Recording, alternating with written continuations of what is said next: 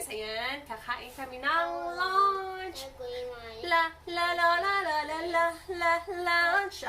So, our lunch is tadan! Yes, lunch namin. Yes. Ito lang aming lunch ng aking mahal na anak. So, magla-lunch muna kami ng aking mahal na anak. And, mag-aaral ako ulit. Yes, nag-aaral ako kanina. So, hindi pa enough yun. Kasi ang binabasa ko lang kanina is mga sign. Mga simbolo. Mga ganyan, mga sign. So, pagkatapos na rin tayo nito ng lunch, noodles, yes. So, magbabasa na ako ng mga questions. Yes, kasi marami-rami na akong magbabasa muna ako ng questions, and then, pag natapos ko na aking mga questions,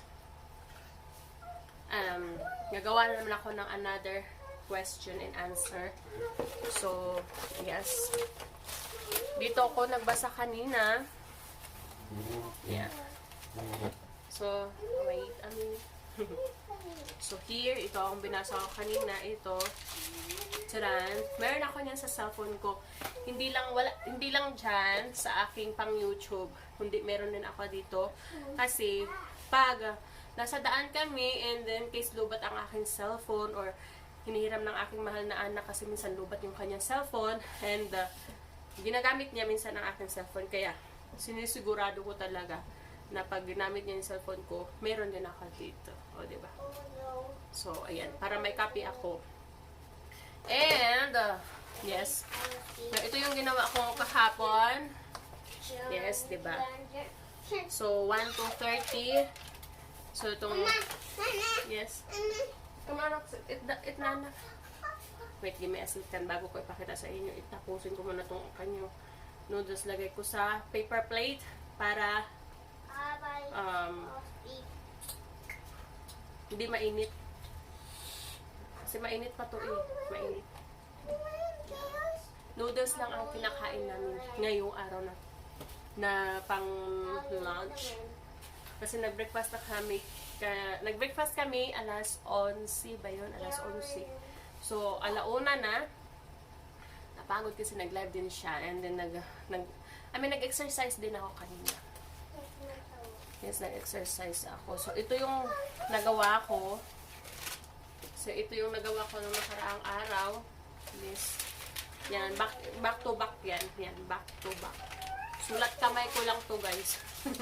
Sulat kamay. Back to back yan siya. Yan. So, yeah, ito din ng isang araw. Dalawa lang. Kasi, kaya naman dalawa lang kasi ito din, dalawa. Back to back. Kasi, yung question ay hindi ko napicturan. Napicturan ko man yung question, yung sagot, na tama ako, hindi ko napicturan. Yung mali ko lang ang aking napicturan. Oh, don't use your hand. You have sport. Oh. So, ito yung nagawa ko kahapon. So, ayan, nagdo-drawing din ako. Hindi ako magaling sa drawing. Pero, ayan. Chicken.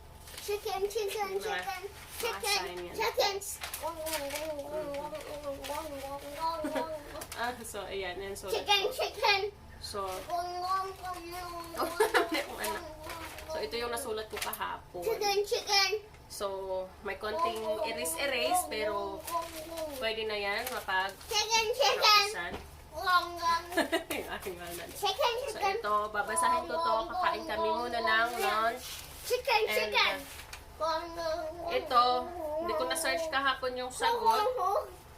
Pero may mga question dito na nandun ang sagot. Kaya, kahit di ko na doon, dito na lang ako titing. Are you hungry? So, ito. So, ito. So, madami ito. Magbabasa ako. Uy, enough na. Uy, ginoo ko. Let's go eat na. Let's eat. So, o diba? Itong anak namin, itong mahal naming anak, kahit ito lang. I'm hungry. You're hungry. Chicken.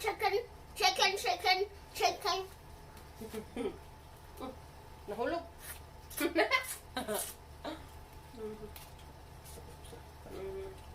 So, ito lang ang ano sa amin, sapat na. Hindi na kami maghanap pa ng ibang food. Oh, Yeah, can I eat? that's mine. Oh, nice. That's for me. So, kaya ako hindi na ano masyado guys kasi na-stop yung aking pag-aaral.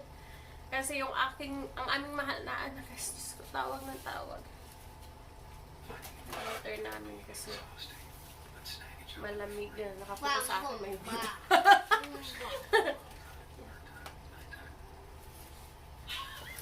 So, yun lang muna, kakain lang muna kami guys. And then mamaya mag-aaral ako. And magbabasa ako dyan. Then, madali lang naman kasi magbasa. Ang mabagal, ang matagal is yung magsulat. Tsaka, yung aking kamay, hirap ako magsulat. Kasi yung kamay ko. So, hirap ako magsulat. Kaya matagal matapos magsulat. Kasi susulatin mo pa. And then, tapos,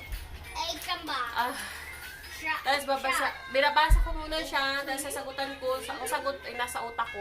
Kasi susulat ko na naman siya. Tapos pagsulat naman, punta naman ako dito sa cellphone, pipindutin ko na yung sagot ko, kung tama ako o mali. Yun ang ginagawa ko. And then pagkatapos, pag tama ako, kulay blue. Pag mali ako, X, tapos red. Yun. Tapos pag chine-check ko na lang sa papel ko na sinulat ko. Or nilalagyan ko ng letter A or B, C, D, ganyan ba.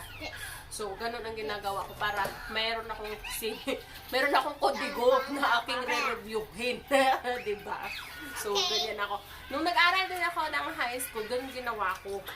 Yung mga test namin everyday, yung mga score ko. Tapos, nilalagay ko yung mga mali ko. Nilalagay ko yung tamang sagot. Hi, Dad, Mom. Nothing. That's nothing.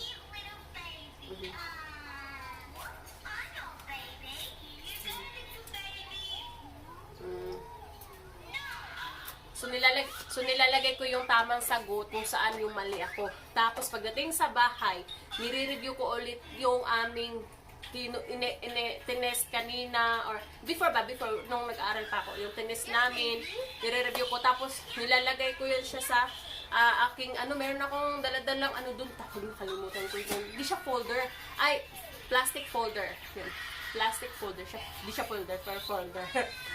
Plastic folder, kung saan maraming laman, nasa mga more than 60, depende kung gano'ng kadami yung plastic na yun. Plastic folder. Because I put all my questionnaires there.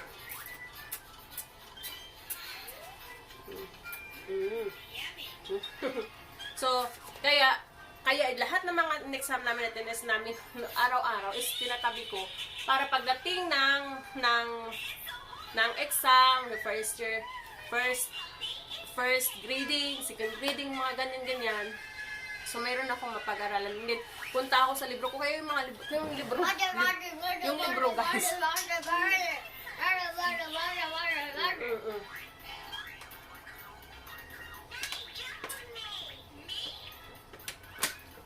Kaya yung mga libro ko dati, puro puno siya ng mga badlis-badlis kasi nilalagyan ko dito, may mga nilalagyan ko reminder, mga ganyan. Tapos, important, nilalagyan ko siya, palatandaan. Kasi ako guys,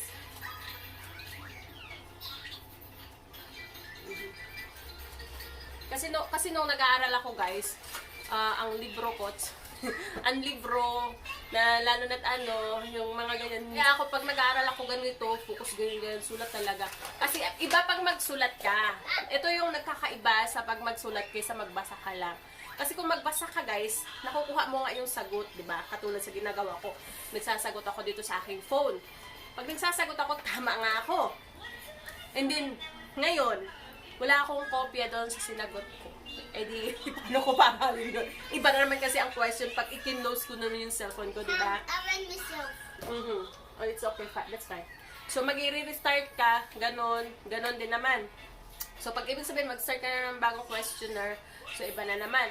So, kaya ako sinusulat ko talaga. Kasi pag nagsusulat ka, yung mga question, binabasa mo kasi yan hindi lang Hindi lang yung basta sulat lang. Ako, hindi lang ako basta sulat, binabasa ko din.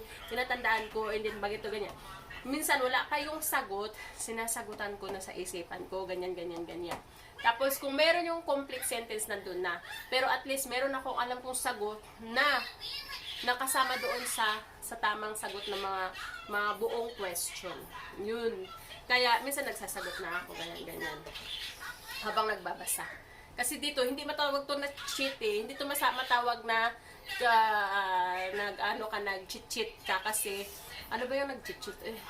Nandadaya ka kasi dito, wala pang sagot except kung pipindutin mo na doon. So, nasabi ko sa sarili ko, oh my God. Kasi wala akong inaano eh. So, minsan nagtatanong ako, pag curious ako, yung katulad ko sinabi ko sa kanya, ano ibig sabihin ng merging, ano yung ibig sabihin ng yung div, yung mga ganyan, may ganyan mga tanong ko sa kanya, na parang may maraming words na ginagamit na hindi ko siya ganun. So yung mga tinatanong ko sa kanya, yung mga, basta madami guys. So, at least natutuwa yung aking mahal na asawa kasi yung mga tinatanong ko na ibig sabihin, nagbabasa ako, nag-aaral ako, hindi yung ano lang ba, yung kunwari, yung ganon.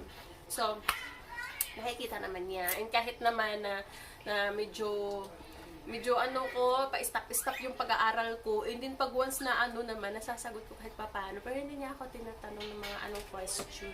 Pero nakikita niya sa akin, na sabi ko, like yesterday, sabi ko nai-stress ako kasi nangyari kasi is kahapon nag-aaral ako and then pa-stop ako kasi parang focus ako sa aking pag-aaral and then yung aking mahal na anak. Hindi pag-iihilang ako. Magpupunta ako sa aming kitchen. Ma'am, sabi ko parang natuturiti na ako. Sabi ko parang nai-stress na ako and then nakita na aking mahal na asawa. So naintindihan niya. So sabi niya sa akin kahapon, look, uwi na tayo para ako magbantay kay Daltia kasi anong oras naman na alas 6 pero umuwi kami alas 8. Ako magbantay kay Daltia so para magawa mo na yung gusto mong gawin. And then sabi ko tapos naman na ako nagsulat so mag-review na lang ako one time. So nag-review naman na ako tapos na ako and pagdating sa bahay sabi ko sa kanya, hindi okay na ako. Tapos na ako sa ngayong araw na to. Tapos na muna ako. Pero, mag-relax ako. I-relax ko yung sarili ko. I-relax muna yung sarili ko. Kasi, mainit yung ulo ko. Pagdating sa bahay. Iniwan nga niya sa Daltea doon sa bathtub kasi nagbababad sa kanya. Sa bathtub namin. So, of course, binantayan ko naman yung aming mahal na anak. So, nung binantayan ko siya, sabi ng aking mahal na asawa, siya nagluluto siya ng dinner namin. Ngayon, sabi niya, bakit ang tagal ko sa taas? Kasi nag-TikTok ang lola nyo guys, kasi para stress reliever, para mawala yung stress. So, nag-TikTok ang lola nyo. Di sabi ko naman sa anak ko, come here my love, let's go TikTok together, sabi ko sa kanya. So, nag-TikTok kaming dalawa. Nagreklamo siya. Nagreklamo ang aking mahal na asawa kasi ang tagal-tagal namin sa taas. Pagbaba. Siyempre, may mga pagkain kasi nagluto siya ng dinner. Nagalit ang aking mahal na asawa. Ang tagal niyo sa taas, ang ginagawa niyo? Sabi ko, ikaw, huwag ka magalit. Sabi ko. Alam mo, stress ako. Sabi niya, I know, kaya daw siya nagluto ng dinner. Sabi ko, di ba ang sabi? Oh, just finish your noodles first, then I will give you more. So, ang sabi ko, di ba ang sabi ko sa bantayan mo sa bakit? Just put it here. Put it here. Put it here na. Sabi ko, bantayan mo si Daltea, right? Sabi niya, yes. Anong ginawa mo? Hindi, nagluto ko sa kitchen. So, si Daltea, saan? She's together with you. Oh, see? How can I relax? How can I relax myself? Pero nag-TikTok kami sa taas. Kasi syempre sabi ko, di ba pag ikaw every time na sinasabi mo, magre-relax ka, walang disturbo, anong ginagawa ko?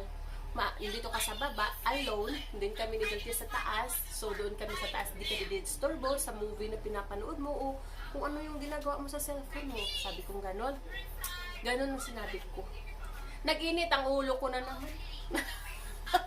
Nag-init ang ulo ko. Kasi sabi ko, pag sinabi ko stress ako, alam mo naman, stress ako. So, bigyan mo ko ng space na makapag-relax ako para matanggal yung stress ko, di ba? So, ang nanay, hindi basta-basta ang nanay. Wala talaga. Sabi ko, wala. Sabi niya, masaya ka naman doon sa taas, nagtitiktok ka. Sabi ko, oy! Alam ka, magtitiktok ako. Sabi ko, magtitiktok ako. Niyaya ko yung si Daltia. Kasi parang dalawa na lang kami. Parang, inaalagaan ko si Daltia, matanggal yung stress ko. Yung anak ko, ayaw niya yung moves ko. Kasi yung anak ko, yung moves, hindi pang Bisaya. Hindi pang Bisaya ang moves ng anak ko, guys. Ang moves ng lola nyo. Pang Bisaya ang moves na. Kaya sabi niya, Mami, no, it's not like that, it's not like that. Na nag-away kami. Nag-away kami. Ang nangyari, TikTok siya doon, TikTok ako dito. Gawa ako ng TikTok ko dito, dalawa kami. Gawa siya TikTok, dalawa kami. O, diba? Pero na-stress ako. Stress eh. Sabi ko, stop na ng TikTok. Naog na ta. Sabi ko, naog na ta. Nang naog mi, guys, nangaon mi. Ay, ginako. Okay na. Ang akong noodles ready na kay na. Ready na sa, pwede na kanon, guys.